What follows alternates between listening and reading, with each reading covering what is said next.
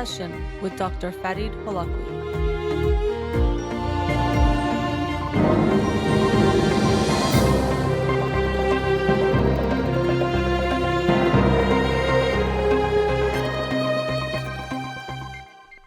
Good evening and welcome to In Session.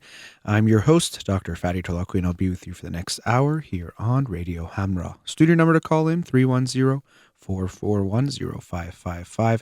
I'm a licensed clinical psychologist, so you can call in with any questions related to clinical psychology, including any emotional or psychological issues, parenting issues, and relationship issues as well. You can also follow me on Twitter or Instagram or like my page on Facebook to get updates on the show or suggest topics or books for the program. And the shows are uploaded at the end of each week to my SoundCloud page and podcast on iTunes. Again, our studio number 310-441-0555. Before I get into the book of the week for this past week, the book of the week for this week that I'll talk about next is Maybe You Should Talk to Someone by Lori Gottlieb. Maybe You Should Talk to Someone, a therapist, her therapist, and Our Lives Revealed. And a few people had recommended this book to me, so I wanted to check it out. And so I don't know much about it, but I know it's, as the title or the subtitle implies, a therapist, her therapist, and Our Lives Revealed. And so as a therapist myself who also goes to his own therapy, I thought that part was interesting in the title, and looking forward to reading that this week. All right, the book of the week from this past week has a title I can't say all the words of, Everything is Effed, a book about hope by Mark Manson. He also wrote The Subtle Art of Not Giving a F. So that word makes its way in both of those titles, and I can't say that on the air. This book was like that other book, The Subtle Art, very entertaining, and he makes a lot of good points, and he writes in a way it's casual yet serious because he brings up lots of important issues, even philosophical issues in this book. You read parts related to Nietzsche and Immanuel Kant and Schopenhauer, but also almost every page has profanities in them, and he writes in a kind of comical way at times, which actually is quite funny. At times it's a little bit much for me in this book. I felt that it was taking away from rather than making it more entertaining, but it is an entertaining book and one that makes you want to keep going and keep reading. Another critique I would say is that at times it's a little bit disjointed or hard to follow a thread throughout the book, but he makes a lot of interesting points as he did in The Subtle Art, which I thought was quite interesting. So even the way he describes hope is a little bit something you can dispute maybe, but early in the book he talks about the feeling brain and the thinking brain.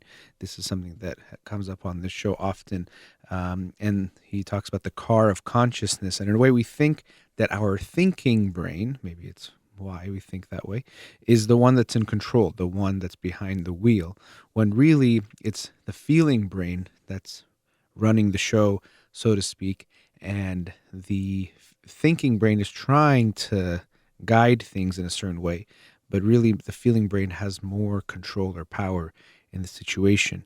He also mentions Jonathan Haidt has the example of an elephant and a rider, and the rider is the thinking brain and the elephant is the feeling brain.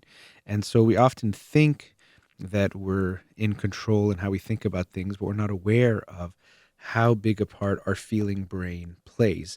And that's why I always mention how important it is for us to be in touch with the feelings, be aware of the feelings, because they are having a big impact on everything we do, whether we're aware of it or not. So it's better to be aware of it, to understand that better. So people often think that they're not emotional or they don't have feelings, but we always have feelings. We actually have feelings to everything and a person, an object we interact with. We have some kind of feeling towards it.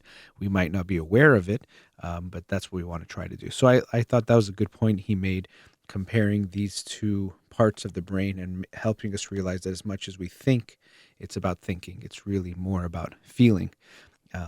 And we should try to be more aware of that in ourselves and in other people, which is why when we try to convince other people about ideas, we think it's about the thinking part, but really most people get to a lot of their moral and political positions from feeling more than from actually thinking. So if you try to give them facts, we see that usually not much changes. It's usually more of a feeling type of a change. So I thought that was an interesting point he made. One thing he said about hope was that when we hope, it's that we're not accepting how things are now, and that is bad. And I don't necessarily agree with that point. Um, to me, when people ask if we should see the glass as half empty or half full, my response is always both, because we can recognize what's there and be grateful for what we have at that moment or point, but also see the potential for more and to grow. So we're not satisfied. So you can accept where you are, but also want better. And that's always, to me, something I notice is a misnomer or a misunderstanding of the word acceptance. Is oftentimes people think that if you're accepting something, you are resigning and just saying, this is as good as it's going to be. I'm not going to work on anything because I accept it. But you can love and accept something as it is and recognize its potential to grow.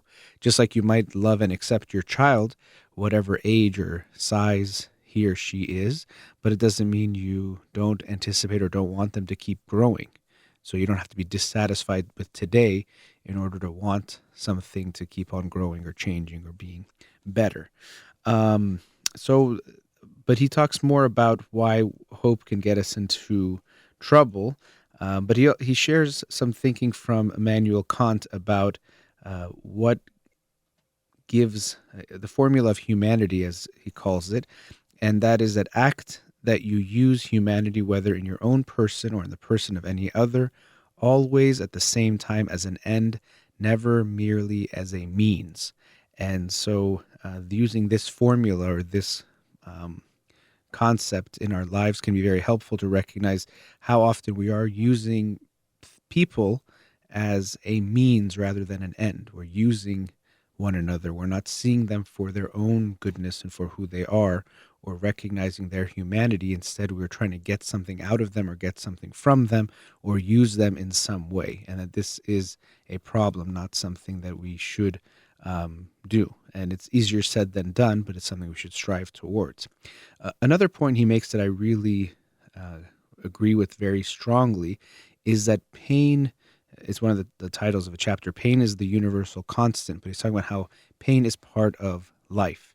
And we have to accept this. And not only that, we shouldn't look at life or our goal in life as to avoid pain, which is what many people do or we think we are doing or should do. And he talks about happiness. And I think there's lots of ways to look at this concept of happiness or to define that. But he talks about how a lot of people think of happiness in the sense of pleasure or avoiding pain. And so we try to live our lives in that way, but we live very unsatisfying and unfulfilled lives when we do this. If you just try to avoid pain all the time, you're not going to get much meaning out of your life, or it won't feel very meaningful. And many people do live based on this principle. Okay, if this feels good, I should do it. If it doesn't, I won't. Or if something makes me uncomfortable, I should avoid that. And that is a big problem that we're seeing in today's day and age, where even people are avoiding in-person relationships or relating to one another because it can be awkward or uncomfortable, but not recognizing that that is, in a way, necessary in order to have meaningful relationships. We have to risk that discomfort or not feeling very good at sometimes. And he uses the concept of anti-fragility from Nassim Taleb, whereas that some systems get stronger when they face adversity. I don't think he used the example to talk about this, but the immune system, or how we have our immune systems, works in a way similarly. If you protect a baby from any type of disease, bacteria, or anything from a young age, or I shouldn't just say disease, but any germs and things that could even harm the baby from a young age, this will interfere in the strengthening of the immune system. So actually, what you need to do is to be exposed to some of those things, and that actually will strengthen the immune system rather than make it weaker. And so we as people are similar to that. If we think we should avoid all pain, all discomfort, we actually become weaker, just like the body uses that example, becomes weaker when it's not used. It's when we use it and put it in the right type of pain that actually the body grows. And unfortunately, many parents use this same philosophy when it comes to parenting. I talk about the pain prevention philosophy of parenting, where a lot of times parents think their job is to make sure their child never feels any type of pain or discomfort. So if they don't like something, they shouldn't do it. If they like something, they should do it. If they go to school and their teacher says something they don't like, we should switch their class or switch their schools, not see what's going on and see if we actually can face that pain and discomfort and help them grow. And so, what I say is that when it comes to our kids and also with ourselves, we have to try to differentiate between the pain of damage and the pain of growth. The pain of damage we should avoid and is not good, but pain of growth we should actually embrace and face rather than avoid. Again, the analogy of exercise and the body work very well for this. If you're at the gym, we know the old adage, no pain, no gain. There is some truth to that, or actually, there is complete truth to that. If you want to build muscle, there has to be some pain and some tearing of the muscle that then repairs and becomes stronger and bigger. But if you never want to feel any pain when you're lifting weights, for example, you'll never actually get stronger. Of course, when you are exercising, you can also damage your ligaments and tendons, and that is a problem, or even tear your muscles too much. Do a strain or a tear, that's not good. And so we have to try to be aware of what is the pain of growth versus what is the pain of damage, and actually embrace the pain of growth in the ways that we feel are good for us. And so he talks about in this book, Mark Manson, we choose the pain rather than trying to avoid it, because pain is inevitable. We can't avoid pain, but we can choose the pain and find a pain that's worthwhile for us. Earlier in the book, he also talks about how we try to give meaning to life, and that's to avoid what he calls the uncomfortable truth, which is the reality that really our lives don't have much meaning. In the end, it's kind of a nihilist view almost, that we just have, we're going to all die, and really our lives are in some ways, in that way, insignificant, but we try to give it meaning, whether it's through religions, like actual religions of Christianity or Islam, or religions of ideology, or through heroes. We somehow try to find a way away from this uncomfortable truth. That is, that life in a way is meaningless, or it can be, but really none of those things have actual meaning, which is true. For example, he talks about sports, and I do love sports, but really we make it such a big deal. But it's not lost on me that really it's just some people playing a game where it could have almost no meaning, but we make it sometimes the most significant part of our lives, or at least of our days or weeks. And I've definitely been that type of person many times before. So pain is unavoidable. We should just recognize that we have to choose the right type of pain in our lives. And I think that's very important. And I think it's unfortunate. He talks about how we're moving away from that in today's day and age, where we think that it's all about enjoying life and feeling good. And so we've made a lot of progress in the world, that people are suffering less from the types of avoidable suffering, such as starving to death or not having adequate care. We still have to make lots of progress even in that way. But he talks about how, although we've lost that, we still are becoming unhappier in a lot of ways. And so to me, that word unhappy, we have to think about how we're defining it. Many people are striving for the happiness of feeling good in the moment, of avoiding pain and feeling pleasure, feeling even joy in the moment. But to me, when we look at a happy life, I think we should focus on fulfillment and a life of meaning. And that's where I did have a hard time. So I was understanding if his point was how to have a meaningful life, or if it's even important to have a meaningful life, or we should avoid having a meaningful life. But he did talk about how we want to be good now, rather than trying to be good because, for example, we get into heaven, or good because it's going to lead to some result. That's conditional. And so it's important to not have those conditions on what we do, and rather just be good because it is good to be good. It is good to be honest. So we should just be honest, not because if you're honest, people will like you, or you'll go to heaven, or you'll make money, or whatever is that reward. It shouldn't be conditional. We should live the right life just because it is the right thing to do, which I definitely agree with. And also, he talks a bit about how the intention is always important in what you do, the why. So if you tell the truth because you think it's the right thing to do, you value honesty, that's more important than if you tell the truth because you're afraid you'll get in trouble or people won't like you.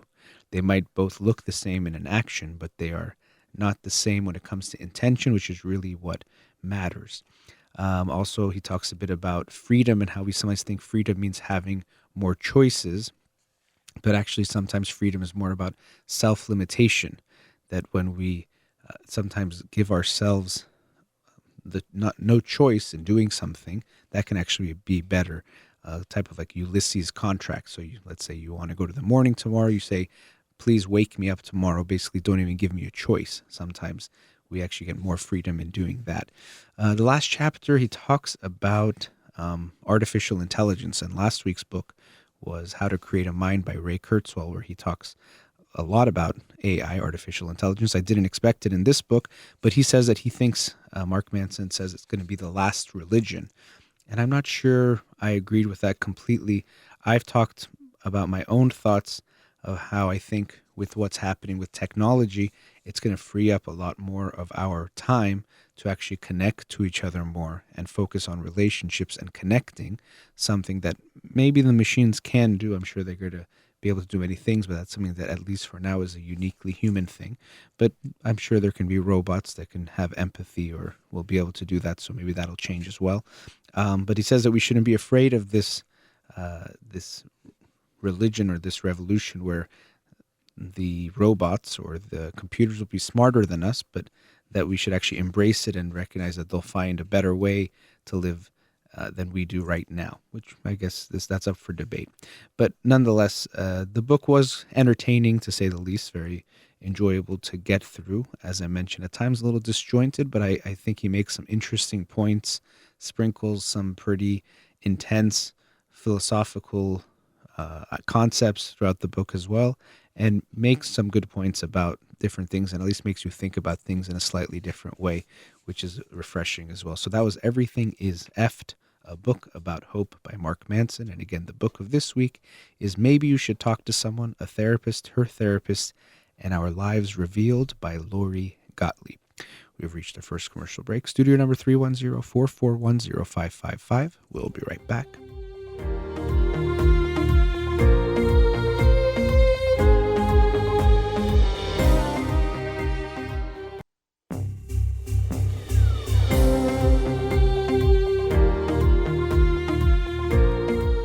Welcome back.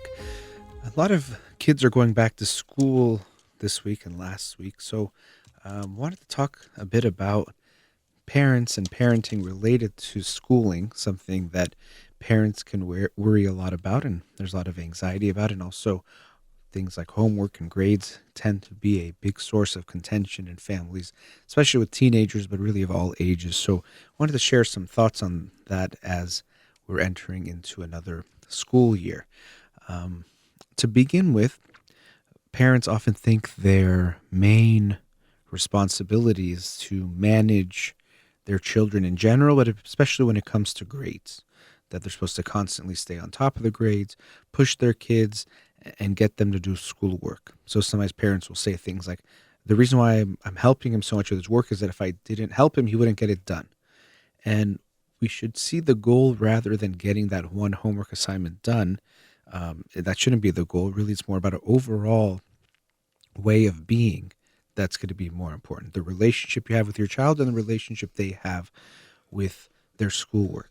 So what I tell parents is rather than trying to be a manager or thinking that your job is to get your child to have good grades, your job always as a parent is to have a good relationship with your child first.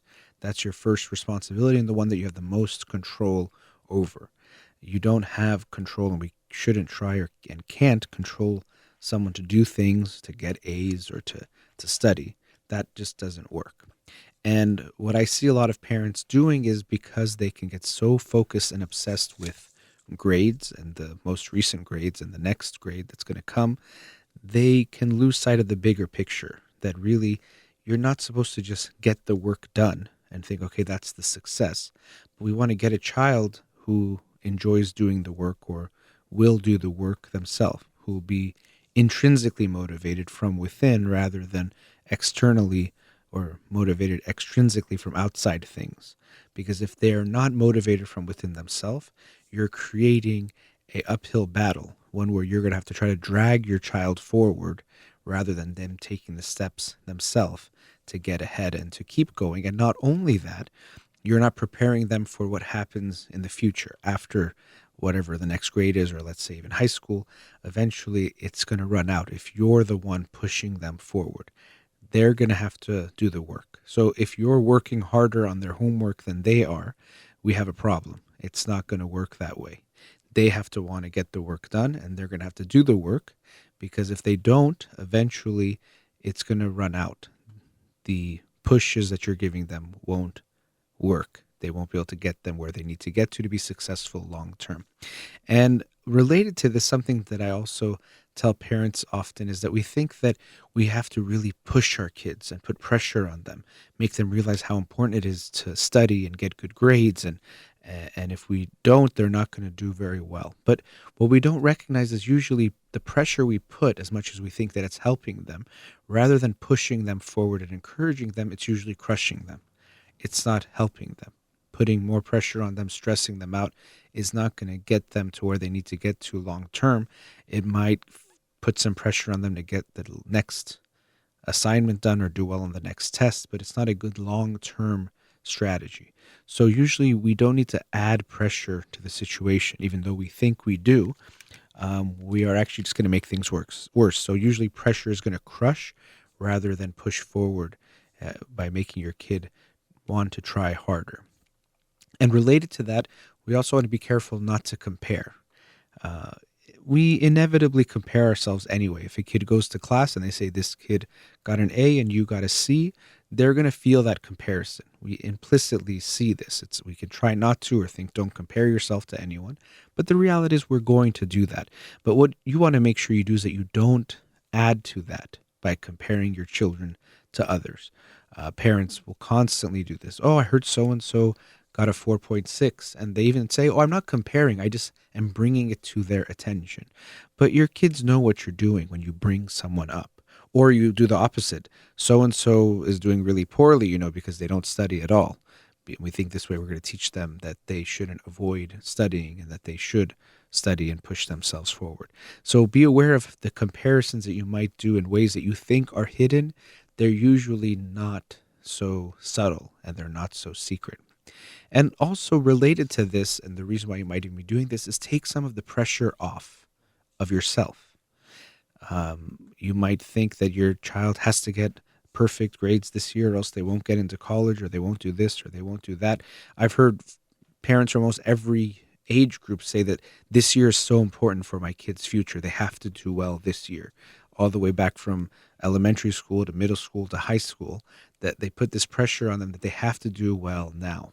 And that puts a lot of pressure on them, but also on you. Or first it puts it on you to put it onto them. But almost always whatever happens this next year is not going to determine someone's life. What's going to determine their life is all the stuff they do, the thousands and thousands of decisions they make throughout their life.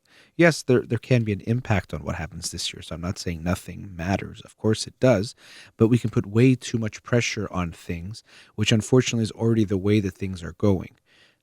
The SATs and grades, and you have to be perfect in every area of your life, at least how it looks on paper, in order to get into a good university out of high school here in the United States. And I think actually this is having a lot of negative and detrimental effects on the youth, but also to our education system in general, where the focus is so much on these types of measuring sticks, or using measuring sticks that aren't actually what are important, but focusing on just looking good on paper to get accepted to these schools. And I think that's actually a big problem. So keep in mind that you as the parent always have to be aware of the big picture while also being with your child in the moment. So your child gets, let's say, a bad grade on a test. It's not that you're going to say, it doesn't matter, I don't care. You're going to still possibly be successful in the future, or this doesn't affect your success. You're with them, and if they're upset or they're down, you recognize that pain, but you also can keep a bigger picture mindset that, you know what, even if they didn't do so well now, this is just one step. If they fall right now, that's actually okay. We can grow from failures and missteps. We don't have to see them as something really negative. We can try to learn from them. And most kids, unfortunately, don't feel they have that space with their parents, that comfort to say, I got a D on my last test, because they know that most parents think their reaction has to be to punish that and to make them feel bad. Most kids, if they get a D or F, are going to feel bad. So they already feel it. You don't need to add to that by punishing them. You don't need to teach them that something they already know is bad is bad. They know that. But you want to help them learn from it. Okay, you got a D. Why do you think you got a D on this test? What's going on? Have a conversation with them. Let them express what they're going through. Because I see it so often when parents don't let their kids be comfortable. I've heard every excuse in the book. Oh, the teacher is unfair. Oh, this teacher doesn't teach anything. Oh, the test was unfair. No one did well. Oh, this test doesn't even matter. They can come up with any number of excuses, and they come up with those excuses because they feel they have to have them for you, to prove to you that I'm not bad, or that I am okay, or I am lovable, or I'm trying hard, or I'm smart. I don't want you to think I'm stupid. So I'm going to show you how hard I tried. And so this is where it comes back to, you as a parent aren't some kind of grade manager, but you are a relationship manager, meaning that you manage the relationship between you and your child. You want to allow for them to feel comfortable to tell you what's going on. And this has to do with school, but also in general with everything going on in their life. Uh, Parents think that they have to force their kids or push their kids away from certain things and towards certain things. But there's only so much you can control even in yourself, let alone in someone else. So you don't want your son to have a girlfriend until he's 20. Well, good luck trying to control what he does on his free time. All that could happen is if he wants to have a girlfriend or boyfriend, he just won't tell you about it, and you'll have to not know. It's not that you're stopping them. So I think a lot of times parents think they're more powerful than they are, and that they can just control what their kids do or don't do, but they're not. But the good news is you don't need to be. You're not supposed to get them to do things and get them not to do things. You can, of course, try to guide them in certain ways and having conversations about things, but ultimately you know that they're going to make the decision. And unfortunately, what happens when we put this kind of pressure on our kids and make them feel that they can get judged for what they do and they don't do, they'll start to hide things. And often, if they get themselves in some kind of trouble, from big to small, they might feel they have to hide that from you, and they won't share that with you, and now they'll be in even more trouble. So if you tell your child they are never supposed to smoke cigarettes, and no one in this home would ever smoke cigarettes or vape or do any of those things, and anyone that does won't be part of this family, well, now if they have an addiction to vaping, what are they going to do? They won't feel that they can come to you. They won't feel that they have you as an ally and as a support, and they'll maybe turn to worse things or turn to other people to try to get help or get out of that situation. We always want to keep that bridge of connection open for our kids so that they know that they can come to us with whatever is going on. And I don't mean to say if they're doing something unhealthy or bad, you have to pretend like it's good or say you like it. So you can acknowledge that you're concerned, you're worried, or you don't even like what's happening. But there's a difference between not liking something and judging someone for that thing. There's a difference between saying, I don't like this action, I'm concerned it could hurt you, rather than saying you're a bad person or people that do this or that. Leaving them that space to come back to you is so important.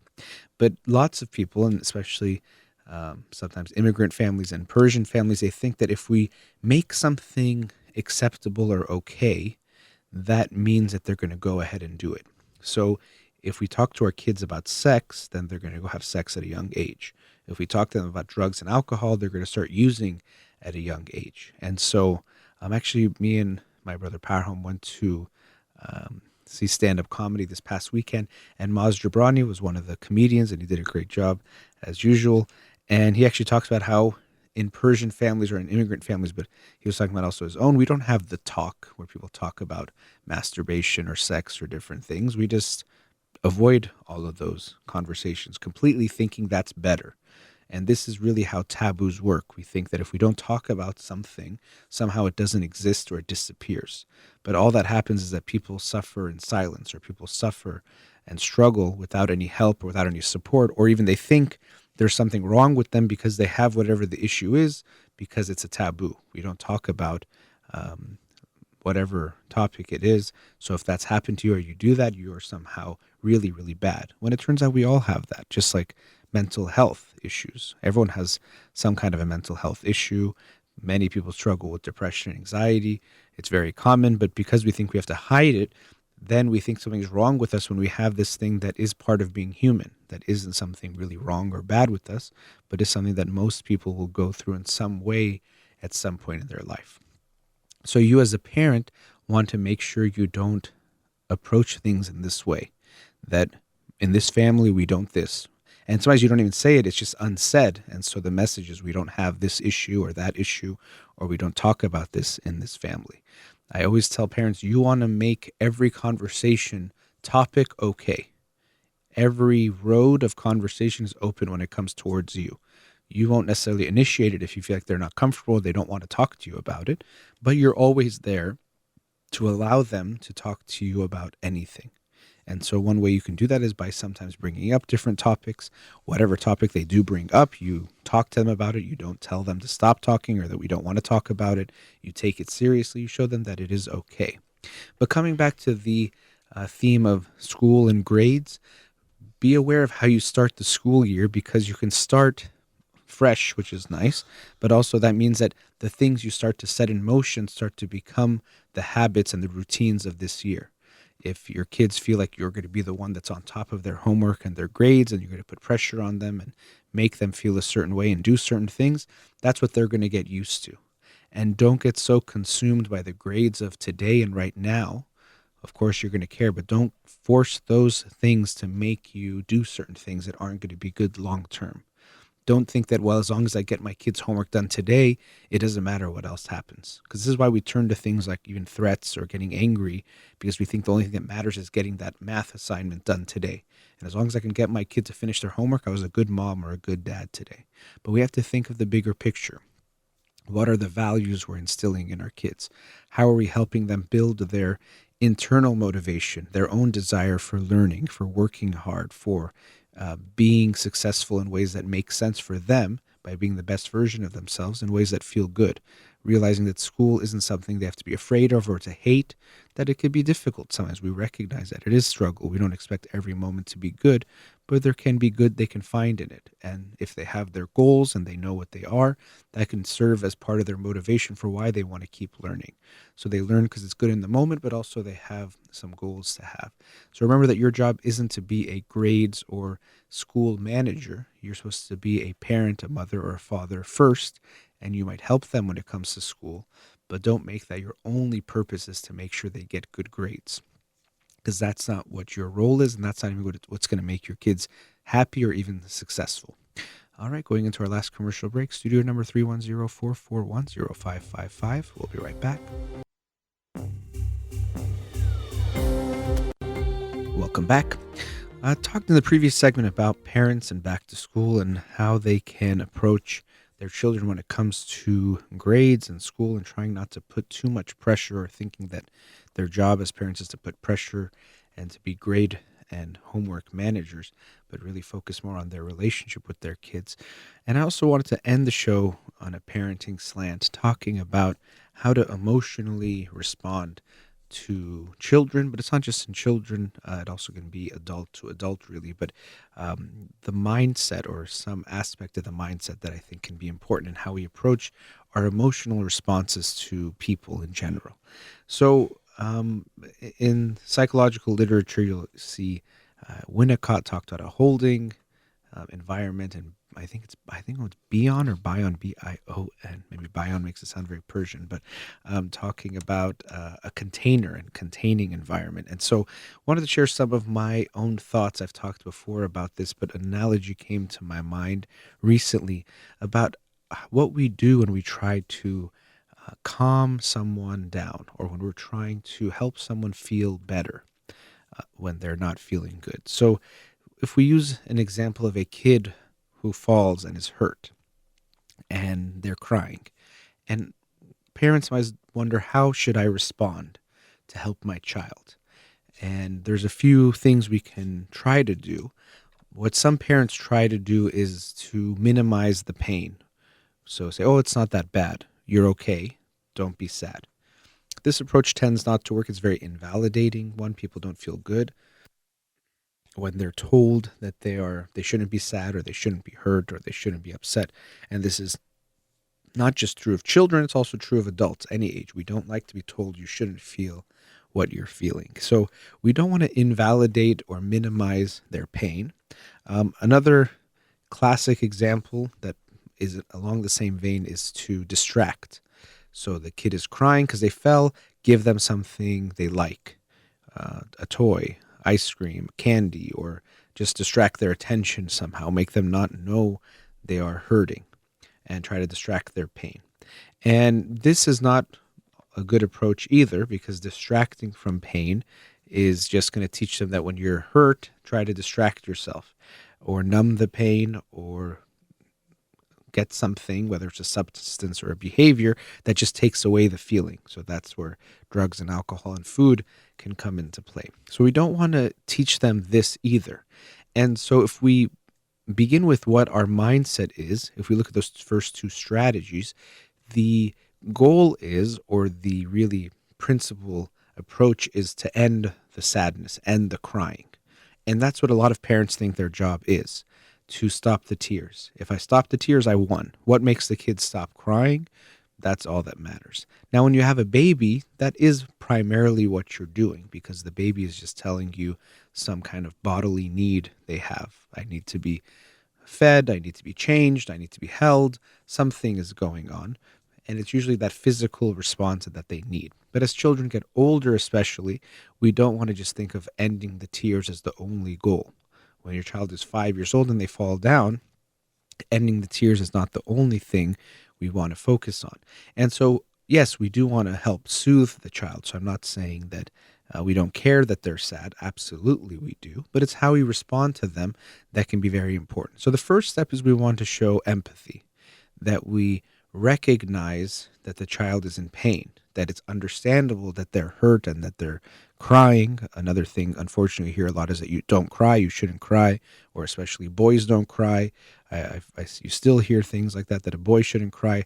Again, with the principal mindset that and goal that if I get you to stop crying, I've won, or it's good, and if you're crying, that's bad. So hopefully we don't hold on to that value for ourselves, but especially not for our children.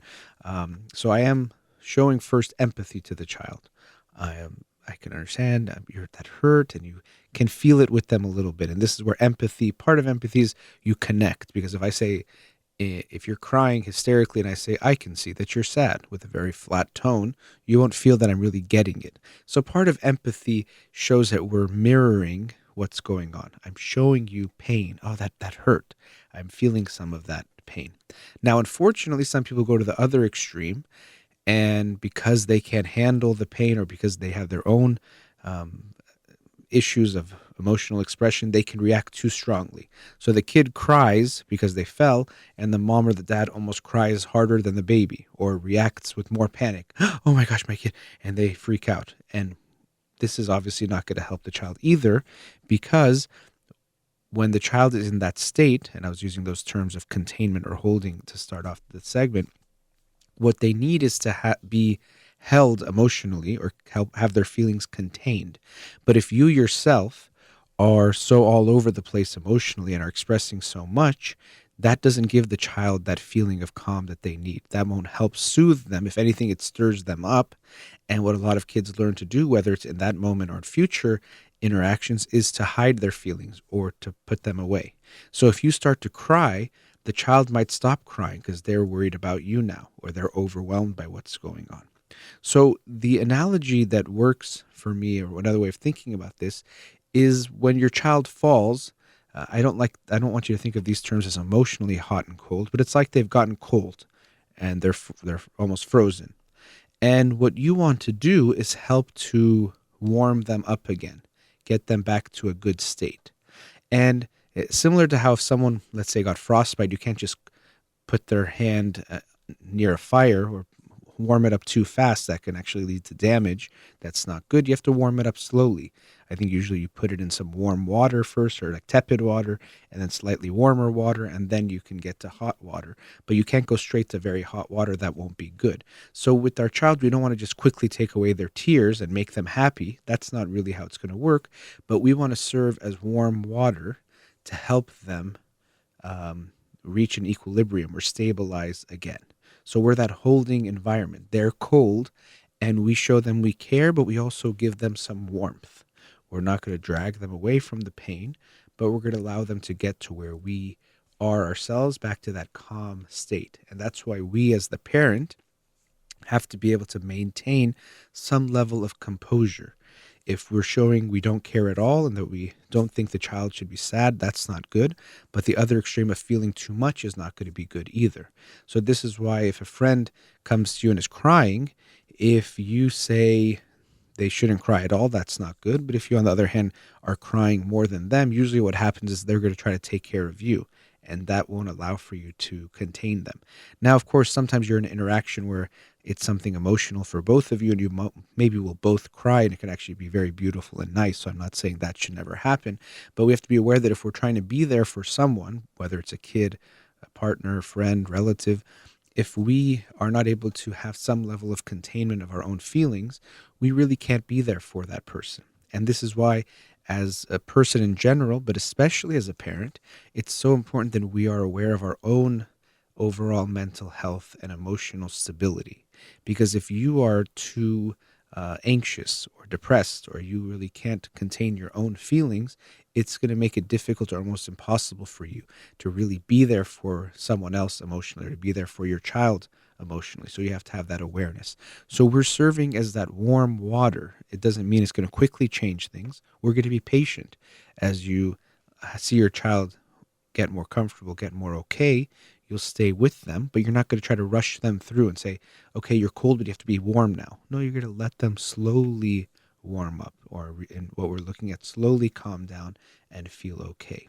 And you also have that confidence that if they stay with you, and when you stay with them, and that the feeling is going to pass, that they will warm up. So that gives you that comfort to give them that calm feeling that, okay, we're going to stay together.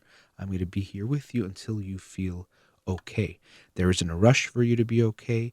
There isn't anything so bad about how you are now. I can handle it. I feel okay too. And because of this comfort I'm giving you, and even the soothingness of the voice you can give to your child, you're showing them, I feel and I know you're going to be okay. And that gives them the comfort of, through your confidence and your belief that there will be okay. And I'm using the example of an interaction between a parent and a child, but I've made some comments on other relationships as well. But this can even be for example, a romantic relationship. Your partner is upset about something or hurt by something that you've said. It can be very hard, of course, because here it's more personal, but to not take it personally. That even if they are hurt by you, or they don't feel good about something you said, if we can maintain our own composure and not get so consumed in taking it personally, we can still be that person that helps them get to that place. So your partner's jealous about something. And of course, a reaction to that could be to feel like you're being questioned, or that they are threatening your way of being, or who you are, or what you're doing, which it can make sense. But if you can hold on to that, but also recognize that even though they're jealous, or let's say not okay about something you did, you know that things are okay. You know that actually they don't have anything to worry about, but you're going to have empathy and understand how they feel, but you're going to stay as that warm water and help them get to a good equilibrium with you. That because you know there's nothing for them to worry about, you can help them get to where you are. You can help them get on the same page with you, which is that everything is okay. But again, you can't rush them away from that. You can't force them away to feel okay. You have to be there with them. And so this is a lot of what emotional connection is about, is being with others with their feelings, not trying to force or change them, but to allow them to go through their experience. That if you're sad, okay, I'm going to be with you while you're sad. And even my goal isn't that I'm going to make you happy immediately, but I'm going to be here with you. In the example of your child falling, you know that that is a temporary pain, that they likely will be okay in, let's say, a few minutes. But sometimes people will be sad, and you can be a container for them to be there with their feelings, but you're not just trying to make them change how they feel. Emotional connection, emotionally being there for others can help them feel better, but you have to start with the mindset that I'm not going to put pressure on you to feel better. And this can seem almost paradoxical, that if I want you to feel better, that if I'm trying to be there with you, why don't I care about how you're doing? But you do care, but you are not putting that pressure on them to feel okay. Unfortunately, this is why we often get fatigued when we're trying to be there for one another. A lot of times when people are grieving the loss of a close friend or partner, they'll say that at the beginning people would come around, but then they stopped. And a lot of times people say, because I kept going over or I kept being with them, but they kept being depressed. And that can take a toll on us too. So we have to make sure we're okay, as I was saying before. But we have to make sure we take away that goal that I have to make them feel better or make them feel good now. Because when we do that, it doesn't allow for us to be there for someone, to let them go through their process. Grieving the loss of a loved one might take a long time. So we shouldn't have that expectation or that put that pressure on them that you should be okay now. That if I'm helping you, if I'm here, you should be okay. Because a lot of life is not about that. Sometimes when we go through a lot of pain, the pain doesn't go away, but it might feel bearable if someone is around. Doesn't mean we're going to be happy and back to our old self, but it could mean that we will feel slightly better. And so we shouldn't look at our goal as you have to feel good now, you have to be back to normal, or you have to quote unquote be over it, but that I'm just going to be here for you. And that's it. I don't know exactly the result, but I will try to be here for you the best I can. And coming back to our children, recognizing that our job is not as a parent to make them happy all the time, or if they feel bad, our goal should be, what's the fastest way I can stop them from crying? The least number of tears means I'm the best mom or dad. That really is not what it's about. As I was talking about in the book by Mark Manson, pain is an inevitable part of life. They're going to face that.